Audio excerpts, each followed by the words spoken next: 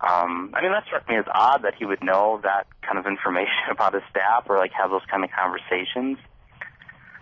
He also told you, I think it would be later on, that he and many members of his staff, his colleagues, would be naked in front of each other as well. Yeah, there was a lot of, nakedness in the church staff. A lot of the church staff would, masturbate in the beds next to each other while they were traveling. And, I guess they would just kind of joke about it. And, I mean, that was kind of I didn't really know how to take that. I'm just like, okay, what's going on here?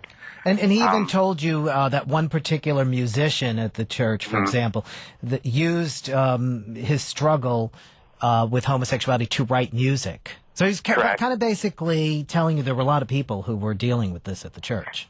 Yeah, he was telling me that because he wanted to kind of let me know that I can use this struggle to my advantage, that I could use this pent-up sexual desire to do something for God and do something good for God. And that was kind of why he used that example of the musician at the church. Now, toward the end of that lunch, he kind of jarred you or shocked you in a sense, because he then began asking you questions about your sexual preferences in the bedroom, and he was using all the slang, as you put it, of gay men. Yeah. Yeah, he's asking me, like, what is my sexual position? Am I a top or a bottom? I mean, he kind of related it to, he's like, oh, well, if you're a top, then it'd be really easy for you to kind of switch over because it's practically the same thing. Yeah, you said that he said that it would be easy for you to become straight because, quote, an asshole is similar to a vagina. Yeah. Is that actually how he put it? That's how he put it, yeah. Now, he dropped you back off of the church, and from there on, he was your counselor on this issue. Correct. Now, he began to confide in you as well about his desires. He talked about video cameras, too, that he had installed in the building. Tell us about that. There was a couple different times he talked about the video cameras in the building. The first time he really talked about it, we were all on a fasting trip up at this place called Praise Mountains. It's kind of this property the church owns, I guess. And he was telling me and a bunch of other kids my age how, the church leadership's very sexually open. And what they would do is they would play a little game whenever there was a new addition added onto the church. This is, a growing church, big church. And, the game was pretty much to see which pastor could take their wife into the new addition and sleep with their wife. And I guess one weekend in an executive meeting that they have, Lance Coles, he was, the administrator at the church, pretty much told, all the pastors they needed to be careful because the church was dealing with some theft and they had to install video cameras and to really be careful what the pastors are doing with their wives. In the rooms. Be careful where you're having sex. He also talked about how he'd put video cameras within the Wagner Institute. What is that? There was in this 24/7 group. It's an internship that the church has for young men. And we're going to get into the 24/7 group in a minute. Okay. Pretty much, there was this lady, Doris Wagner, who worked at the church. Or she rented a space out of the World Prayer Center, which is a building on the church property. And I guess she had some people going onto her computer at night, because the 24/7 offices are in the same building, and the students are always in that building. Okay. And I guess they had problems with someone was going on her computer looking at porn.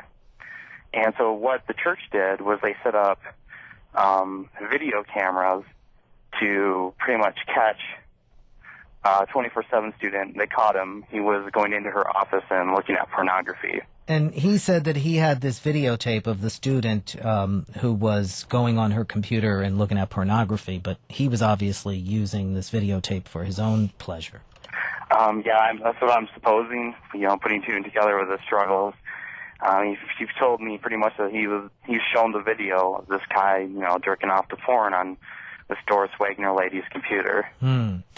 Now, let's talk about the 24/7 program. And for those who might just be joining us, I'm speaking with Grant Haas. He's a young man from Colorado Springs who went public last week with new allegations about Ted Haggard, of course, the man who was the head of the New Life Church. And Grant Haas is telling his story really in depth for the first time here. I'm Michelangelo Signorile on OutQ, Sirius 109, XM 98.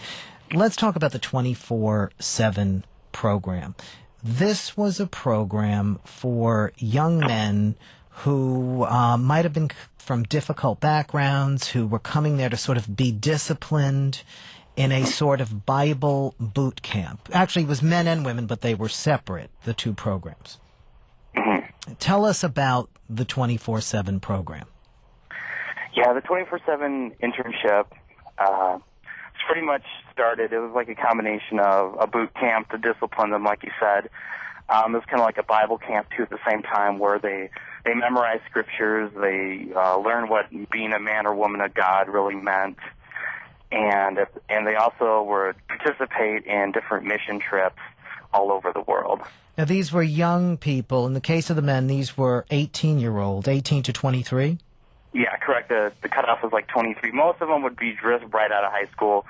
Their parents either went to the church or were somehow affiliated with the church. They had a kid who was graduating high school. They're like, oh, this would be a great opportunity for my son or daughter to, take a year off and learn what it is to be a man or woman of God. That was kind of the plug for it. Now, these young men in the 24/7 program, they were put through intense workout every day to build their bodies and really build them up. You said that they were all cut up and,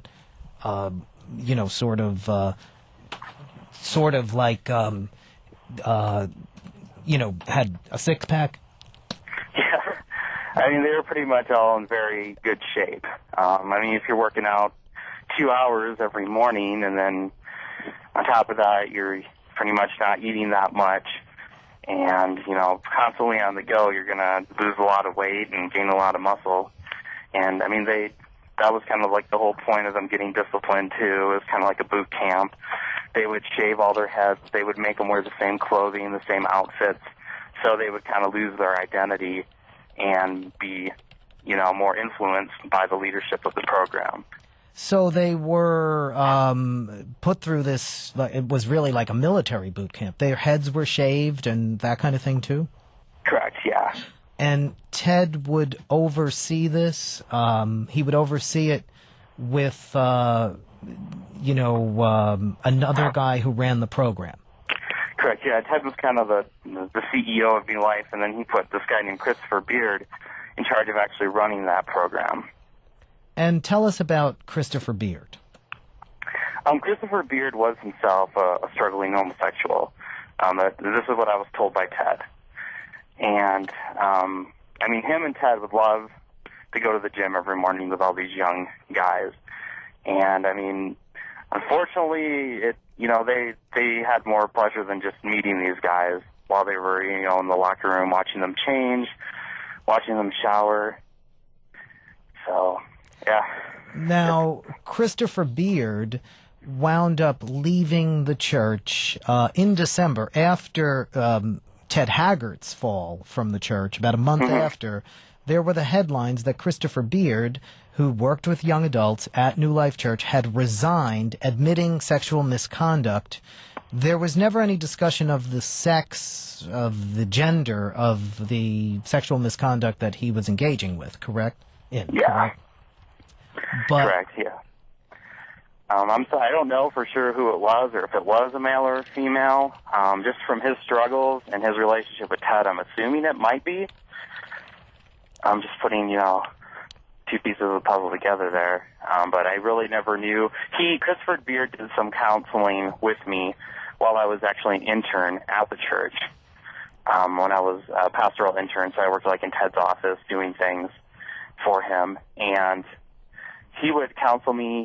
He made me write up why homosexuality is wrong, the pros and cons of living a gay lifestyle.